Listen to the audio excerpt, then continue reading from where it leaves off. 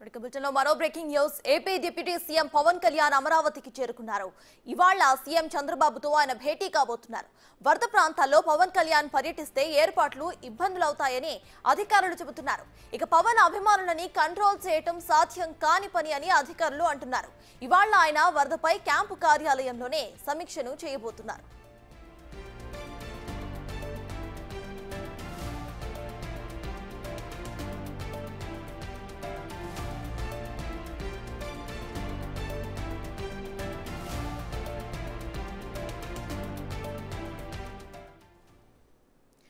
AP deputy CM Pawan Kalyan అమరావతికి చేరుకున్నారు. ఇక ఇవాళ ఆయన వరద మీద సమీక్షను కూడా నిర్వహించబోతున్నారు. ఇదే విషయంపై పూర్తి డీటెయిల్స్ మా ప్రతినిధి రాణా అందిస్తారు. రాణా, చెప్పండి, ఇవాళ డిప్యూటీ సీఎం పవన్ కళ్యాణ్ అటు క్యాంపు కార్యాలయంలోనే అవైలబుల్ గా ఉండి అక్కడి నుండే వరద గురించి సమీక్ష నిర్వహించబోతున్నట్టు తెలుస్తోంది. ప్రెజెంట్ అప్డేట్స్ ఏంటి?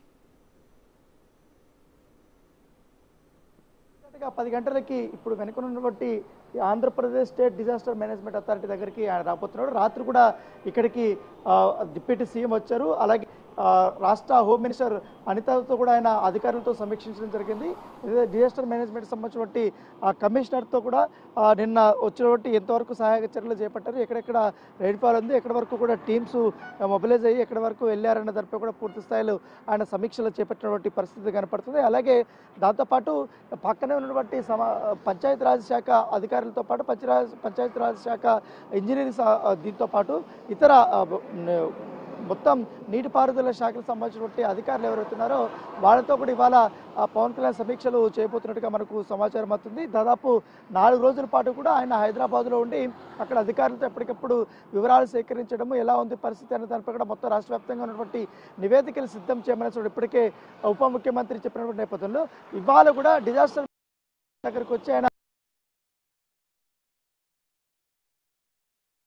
పడుతున్నాయి కాబట్టి టీంలు ఎంత పనిచేస్తున్నాయి ఎందుకంటే కూడా పూర్తి స్థాయిలో మరొకసారి కమిషనర్తో కూడా ఆయన భేటీ అయ్యే అవకాశం ఉంటుంది వారికి సమాచారం. దాంతో పాటు ఇక్కడ సమీక్షించిన తర్వాత ఆల్రెడీ విజయవాడ వరద ప్రాంతంలో ముఖ్యమంత్రి చంద్రబాబు నాయుడు ఆయన రాత్రి నుంచి కూడా ఆయన అధికారుల రూపంలో వెళ్తున్నాడు కాబట్టి ప్రజల వద్దకి జేసీపీల పైన నిల్చొని మరి కూడా ప్రజల్ని కలుస్తున్నాడు, వాళ్ళకి సహాయక సహకారాలు కూడా అందిస్తున్న నేపథ్యంలో ఇప్పుడు పవన్ కళ్యాణ్ కానీ యాక్చువల్గా ఆయన 1వ తారీఖునే ప్రజల క్షేత్రస్థాయి పర్యటనలు చేద్దాం అనుకున్నారు. కానీ అధికారుల నుంచి కూడా పర్మిషన్ రాలేదు, వాళ్ళు కూడా సస్యమరా వద్దని చెప్పారు. ఎందుకంటే ఇప్పుడు ఉన్నటువంటి పరిస్థితుల్లో పవన్ కళ్యాణ్ కానీ అక్కడికి వస్తే మాత్రం ఖచ్చితంగా కూడా అట్లీస్ట్ 2000 మంది అన్నా కూడా జనం మొబిలయ్యే అవకాశం ఉంది, వాళ్ళకు కూడా ఇబ్బంది. అలాగే సహాయక శాఖ ఆల్రెడీ వరదల్లో చిక్కుకుపోయి ఇంట్ల దగ్గర కూడా చాలా ఇబ్బందులు పడుతున్నట్టు వారు కూడా చాలా ఇబ్బందులు పడతారనే ఉద్దేశంతో అధికారులు దీనికి వద్దని చెప్పారు. దీంతో కూడా ముఖ్యమంత్రి చంద్రబాబు నాయుడు కూడా ఇటు పవన్ కళ్యాణ్ సంబంధించిన పర్యటన